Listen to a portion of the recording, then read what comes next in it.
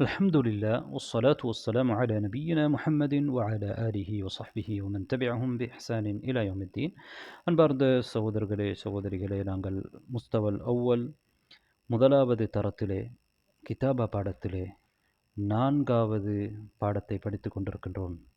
அத்தர்சுர் ராபி, நான்காவது பாடம். ஜீம், ஹா, ஹா ஆகிய ஹர்ஃப்களை நாங்கள் எவ்வாறு எழுத வேண்டும் என்பதைத்தான் இந்த பாடத்திலே நாங்கள் படிக்க இருக்கின்றோம்.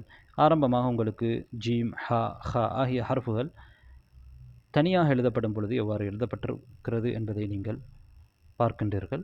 அடுத்ததாக அடைப்புக்குறிக்குள் ஹாவை எழுதியிருக்கிறார்கள். ஹா, ஜீம் இந்த மூன்று ஹர்ஃப்களையும் திரும்பவும் எழுதியிருக்கிறார்கள். அடைப்புக்குறிக்குள் எழுதப்பட்டிருப்பது ஒரு கலிமாவுடைய ஆரம்பத்திலே வருகிற பொழுது எவ்வாறு எழுதப்படும் என்பதை உங்களுக்கு காண்பிக்கப்பட்டிருக்கிறது.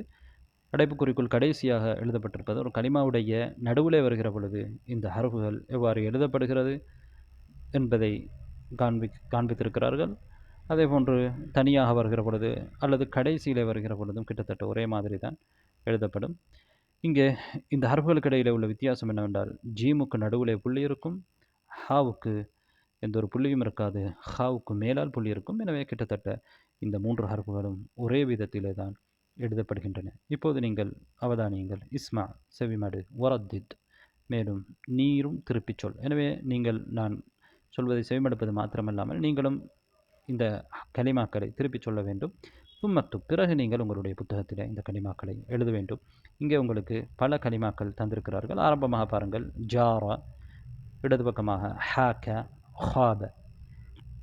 எனவே இந்த மூன்று கலிமாக்களிலும் இந்த மூன்று ஹர்ஃப்களையும் ஆரம்பமாக கொண்டு வந்திருக்கிறார்கள்.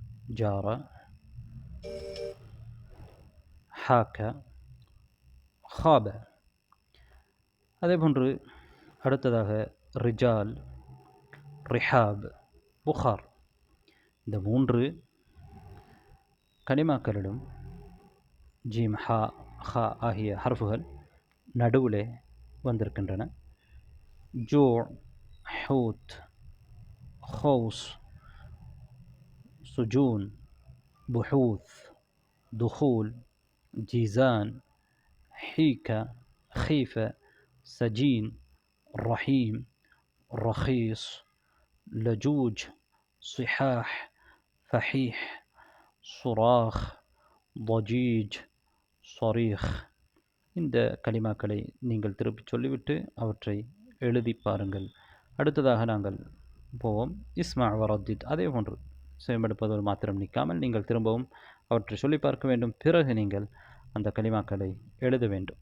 இங்கே இந்த ஹர்ஃப்கள் ஜீம், ஹா, ஹா ஆகிய ஹர்ஃப்கள் ஆரம்பத்திலும் அதே போன்று நடுவிலும் இறுதியிலும் வந்திருக்கின்றன. மேலே உங்களுக்கு அதற்குரிய ஹரக்கத்துக்களை வைத்து காண்பித்திருக்கிறார்கள். அதற்கு மூன்று ஹரக்கத்துக்களையும் நாங்கள் வைக்கலாம். ஜூன்னு சொல்லலாம், ஜ, ஜி, இது போன்று மூன்று ஹரக்கத்துக்களும் வரும். உதாரணமாக முதல் லிஸ்ட்டை நீங்கள் பாருங்கள். ஜமல், ஹதீத், ஹராப், ஜரஹ். இந்த ஹர்ஃப்கள் ஒரு கலிமாவுடைய ஆரம்பத்தில் எவ்வாறு எழுதப்படுகிறது என்பதை இங்கே அவதானிக்கிறீர்கள். அடுத்ததாக யுன்ஜிது, யன்ஹிது, யஹிசு, யஹ்ருஜு. இங்கே இந்த ஹர்ஃப்கள் ஒரு கலிமாவுடைய நடுவிலே இடம்பெற்றிருக்கின்றன. நடுவில் இடம்பெறுகிற பொழுது எவ்வாறு எழுதப்படுகிறது என்பதை நீங்கள் பார்க்கின்றீர்கள். யுன்ஜிது, யன்ஹிது என்ற கலிமாக்கள் ஹா நடுவில் எழுதப்பட்டிருக்கிறது. அதே போன்று யஹிசு, யஹ்ருஜு என்ற கலிமாக்கள் நடுவில் தான் எழுதப்பட்டிருக்கிறது. அதற்கு முன்னால் யா இருக்கிறது. எனவே எவ்வாறு நடுவிலே இரண்டு விதத்திலே எழுதப்பட்டிருக்கிறது என்பதை நீங்கள் அவதானிக்கிறீர்கள். அடுத்ததாக யம்சுஜு, யம்னஹு, யஸ்ருஹு. இங்கே கலிமாவுடைய கடைசியிலே இந்த ஹர்ஃப் எழுதப்பட்டிருக்கிறது. இந்த ஹர்ஃப்கள் எழுதப்பட்டிருக்கின்றன. ஃபஹரா அதிலே நடுவில் எழுதப்பட்டிருக்கிறது. இங்கே எனவே கடைசியிலே எவ்வாறு எழுதப்படுகிறது என்பதை மேலே உள்ள மூன்று கலிமாக்களிலும் நீங்கள் பார்க்கின்றீர்கள். அதே போன்று யர்தஹு என்று கடைசி லிஸ்டில் இருக்கக்கூடிய கடைசி கலிமாவை நீங்கள் பார்க்கிறீர்கள். யர்தஹு அங்கேயும் கடைசியாக எழுதப்பட்டிருக்கிறது. அதே போன்று முஜ்தஹித், மஹ்மூத், முக்தார் இங்கே நடுவிலே எழுதப்பட்டிருப்பதை பார்க்கின்றீர்கள். எனவே இந்த ஹர்ஃப்களை நீங்கள் எவ்வாறு எழுத வேண்டும் என்பதை இங்கே அவதானிக்கிறீர்கள். அடுத்ததாக தஅம்மல் மாயலி வரக்கூடியவற்றை சிந்தி என்று சொல்லியிருக்கிறார்கள். இங்கே ஜ ஜ ரெண்டுக்கும் இடையில் என்ன வித்தியாசம்? ஒன்று மத்தில்லாமல் இருக்கிறது, இன்னொன்று மத்தோடு இருக்கிறது. நாங்கள் ஜ என்று சொல்கிற பொழுது அங்கே மத்தில்லை, ஒரு ஹரக்கத் அளவுக்கு தான் நாங்கள் அதனை முடிய வேண்டும். தமிழில் சொல்வதாக இருந்தால் ஒரு மாத்திரை, அதாவது நாங்கள் குற்றெழுத்துக்களை முடிகின்ற பொழுது ஒரு மாத்திரை தான் முடிவோம். அதே நேரத்தில் நெட்டெழுத்துக்களை நாங்கள் 2 மாத்திரைகள் முடிவோம். அதைத்தான் நாங்கள் அரபியிலே நாங்கள் மத்து இருக்கக்கூடிய ஒரு சொல்லுக்கு நாங்கள் அர்த்தம் 2 ஹரக்கத்துக்கள் கொடுக்க வேண்டும். ஜா என்று சொல்கிற பொழுது அங்கே 2 ஹரக்கத்துக்கள் கொடுக்க வேண்டும். ஜ ஜ. எனவே ஃபத்ஹாவை நாங்கள் நீட்டுவதாக இருந்தால் அங்கே அதற்கு பிறகு அலிஃபை கொண்டு வருகிறோம். ஜமஅ ஜாமி', இங்கே உதாரணங்கள் தந்திருக்கின்றார்கள். ஜமஅ என்று சொல்கிற பொழுது நாங்கள் ஜீமை நீட்டவில்லை, ஜாமி' என்று சொல்கிற பொழுது ஜீமை நீட்டுகிறோம். அங்கே ஃபத்ஹாவுக்கு பிறகு ஒரு அலிஃப் வந்திருக்கிறது. எனவே ஜாமி' என்று தான் சொல்வோம். ஜமி' என்று சொல்ல மாட்டோம், ஜாமி' என்று நீட்டி சொல்கிறோம் 2 ஹரக்கத்துக்கள். அதே போன்று தம்மா இருக்கக்கூடிய நிலையிலே நாங்கள் தம்மாவை நீட்டுவதாக இருந்தால் அதுக்கு பிறகு ஒரு வாவை கொண்டு வரோம். உதாரணமாக ஜு ஜூ, ஜுமல், ஜூ. அதே போன்று கெஸ்ரா இருந்தால் அதற்கு பிறகு நாங்கள் யாவை கொண்டு வருவோம், சுக்கூன் செய்யப்பட்ட யாவை கொண்டு வந்து ஜி ஜி. எனவே மத்துடைய ஹர்ஃப்கள் 3 இருக்கின்றன, எங்களுக்கு தெரியும். அலிஃப், வாவ், யா. இவற்றுக்கு சுக்கூன் வந்து அதற்கு முன்னால் அதுக்கு நேர்பாடான ஹரக்கத் இருந்தால் அதனை நாங்கள் மத் என்று சொல்வோம். எனவே யாவுக்கு நேர்பாடான ஹரக்கத் கஸ்ரா, வாவுக்கு நேர்பாடான ஹரக்கத் தம்மா, அலிஃபுக்கு நேர்பாடான ஹரக்கத் ஃபத்ஹா. எனவே ஜி ஜி என்று சொல்வதற்கு உதாரணம் ஜிபால், ஜிசான். அதே போன்று ஹாவுக்கும் உங்களுக்கு உதாரணங்கள் தந்திருக்கிறார்கள். ஹஃபீதா, ஹாஃபித், ஹு ஹூ, حفر، حور، حي حي، حصان، حيتان، خا، خطف، خاطف، خو، خبز، يخور، خي، بخيل، بخيل. இப்போது தத்ரீபாத் பயிற்சிகள். அத்தத்ரீபுல் அவ்வல், முதலாவது பயிற்சி இக்ரா மா யலி, வரக்கூடியதை வாசி. ثم اكتب الحرف الناقص، குறைவாக இருக்கக்கூடிய ஹர்ஃபை எழுது. இங்கே கலிமாக்கள் தந்திருக்கிறார்கள். அந்த கலிமாக்களிலே சில ஹர்ஃபுகளை குறைவாக உங்களுக்கு தந்திருக்கிறார்கள். அந்த ஹர்ஃபுகளை நீங்கள் எழுத வேண்டும். இங்கே தரப்பட்டிருக்கக்கூடிய கலிமாக்கள் ஹாலித், ஹமீத, ஜமீல், முஹம்மத், மஜ்ஹூல், இख्तिबार, அப்துல் ஹமீத், கிதாபு மஹ்மூத், ஜமலு முக்தார், முஹீஃப். التدريب الثاني، இரண்டாவது பயிற்சி. இங்கே ضع صح أمام الكلمة التي فيها الحرف المكتوب إلى جوارها. இங்கே என்ன செய்ய வேண்டும் என்றால் சரி அடையாளத்தை நீங்கள் போடலாம். உதாரணமாக அலிஃப் லிஸ்ட்டை நீங்கள் பாருங்கள், அல்லது ஹம்சா லிஸ்ட்டை பாருங்கள். அங்கே ஹ என்ற ஒரு ஹர்ஃப் உங்களுக்கு தரப்பட்டிருக்கிறது கலிமாவுக்கு முன்னால். அதுக்கு பிறகு ரஹீல் என்ற ஒரு கலிமா தரப்பட்டிருக்கு. ரஹீலிலே ஹ என்ற ஹர்ஃப் இருக்கிறதா? ரஹீல் என்ற கலிமாவிலே ஹ என்ற ஹர்ஃப் இருக்கிறதா, எழுத்து இருக்கிறதா? இல்லை. எனவே அதற்கு நாங்கள் சரி அடையாளம் போட தேவையில்லை. அதற்கு கீழால் 4 கலிமாக்கள் தந்திருக்கிறார்கள். தஹல, நஜஹ, வசஹ, வசஹ், ஹலீல். இந்த கலிமாக்களிலே பாருங்கள் ஹா இருக்கிறதா என்று பாருங்கள். இருந்தால் அதற்கு நீங்கள் சரி அடையாளத்தை இடுங்கள். அடுத்ததாக பா. அங்கே ஹா என்கிற ஒரு கலிமா உங்களுக்கு ஹர்ஃப் தரப்பட்டிருக்கிறது. அதற்கு பக்கத்தில் ஜூ என்ற கலிமா தரப்பட்டிருக்கிறது. அதிலே ஹா இருக்கிறதா பாருங்கள், இல்லை. அதே போன்று அங்கே அதற்கு கீழால் இருக்கக்கூடிய நூஹ், ஹூத், ஹுப்ஸ், அஹ்மத் ஆகிய கலிமாக்களிலே ஹா இருக்கிறதா என்று பாருங்கள். இருந்தால் அதற்கு நீங்கள் சரி அடையாளங்கள் போடுங்கள். அதே போன்று ஜீம், ஜபல். அங்கே ஜீமிலே, ஜபலிலே ஜீம் இருக்கிறாரு, அதற்கு நீங்கள் சரி அடையாளம் போடலாம். அதற்கு கீழால் தரப்பட்டிருக்கக்கூடிய ஹபில், ஃபௌஜ், ஹமீத, சஜத ஆகிய கலிமாக்களிலே ஜீம் இருந்தால் அதற்கு நீங்கள் சரி அடையாளம் எடுங்கள். தத்ரீபு சாலித், மூன்றாவது பயிற்சி. சிலில் ஹுரூஃபி தாலியா லிதுகவ்வின மின்ஹா கலிமாத். வரக்கூடிய ஹர்ஃப்களை நீங்கள் ஒன்றிணைத்து ஒரு கலிமாவை நீங்கள் உருவாக்குங்கள். இந்த ஹர்ஃப்களை ஹரக்கத்துக்களோடு உங்களுக்கு தந்திருக்கிறார்கள். அவற்றை நீங்கள் ஒன்றிணைத்தால் ஒரு கலிமா உருவாகும். எனவே நீங்கள் இந்த தனித்தனியாக தந்திருக்கக்கூடிய ஹர்ஃப்களை இணைத்து ஒரு கலிமாவிலே நீங்கள் எவ்வாறு எழுத வேண்டும் என்பதை இந்த பயிற்சியின் மூலமாக உங்களுக்கு பயிற்சி பெறலாம். உதாரணமாக ஆரம்பமாக எழுதப்பட்டிருப்பது மீமுக்கு ஃபத்ஹா இருக்கிறது, தாவுக்கு சுக்கூன் இருக்கிறது, பாவுக்கு ஃபத்ஹா இருக்கிறது.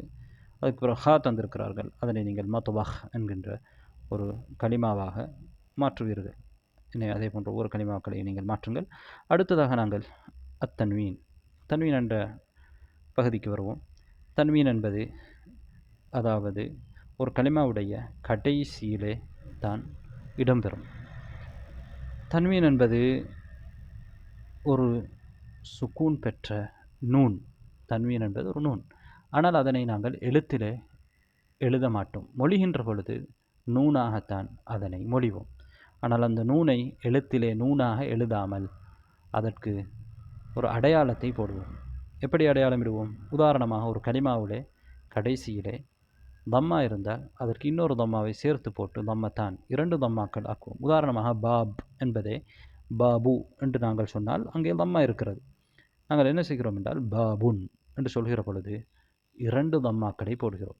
ஆனால் அதை நாங்கள் சரியாக உண்மையிலே எழுதுவதாக இருந்தால், மொழிவதை போன்று எழுதுவதாக இருந்தால் பாபு அதற்கு பிறகு இன்னொரு நூனைத்தான் பின்னால் எழுத வேண்டும். ஆனால் நாம் அவ்வாறு ஒரு நூனை எழுதுவதில்லை. அதற்கு பகரமாக இன்னொரு தம்மாவை அந்த இடத்திலே எடுகிறோம்.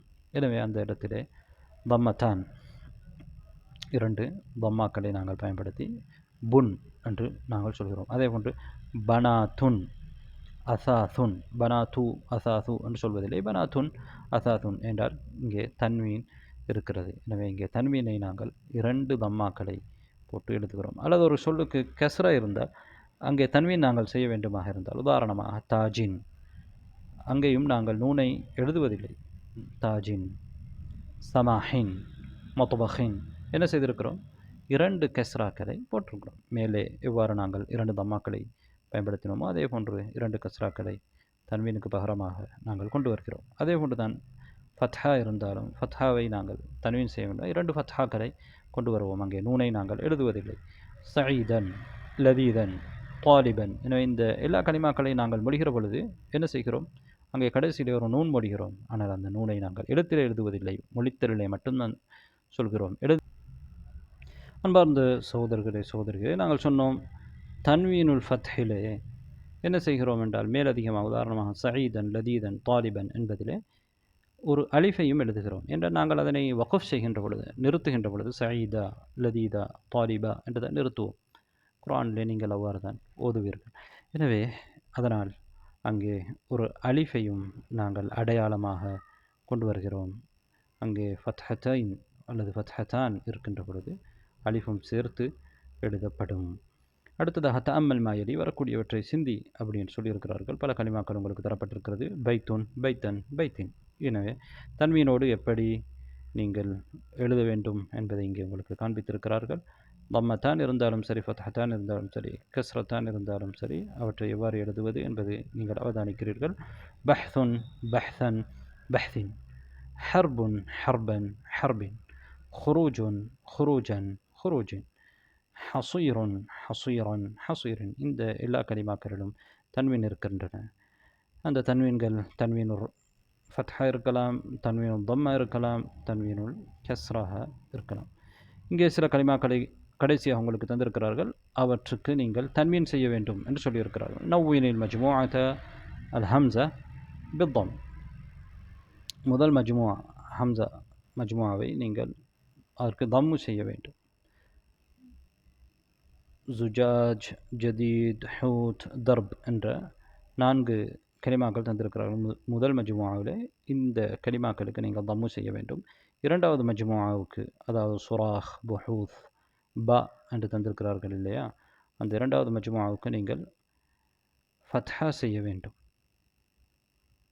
ஃபத்ஹா, அதாவது ஃபத்ஹா என்ற தனி ஃபத்ஹா கிடையாது, தன்வீனோடு தன்வீன் செய்ய வேண்டும். ஃபத்ஹாவை கொண்டு தன்வீன் செய்ய வேண்டும். சுராஹ், புஹூத், ரிமாஹ், சாபித் ஆகிய கலிமாக்களை நீங்கள் தன்வீனை ஃபத்ஹாவை கொண்டு தன்வீன் செய்தால் எவ்வாறு நீங்கள் அதனை எழுத வேண்டும் என்பதை நீங்கள் எழுதி காண்பிக்க வேண்டும். அதே போன்று ஜீம் மூன்றாவதாக அந்த கலிமாக்களுக்கு நீங்கள் கஸ்ரு செய்ய வேண்டும். தன்வீனோடு கஸ்ரு செய்ய வேண்டும். சுபாத், ஹிசாப், ரதாத், பரீத். எனவே இதோடு நாங்கள் 4வது பாடத்தை முடித்துக்கொள்வோம். அன்பார்ந்த சகோதரர்களே, சகோதரிகளே, இன்ஷா அல்லாஹ் அடுத்த பாடத்திலே நாங்கள் மீண்டும் சந்திப்போம். வ ஆகிரு தஅவானா அனில் ஹம்துலில்லாஹி ரப்பில் ஆலமீன்.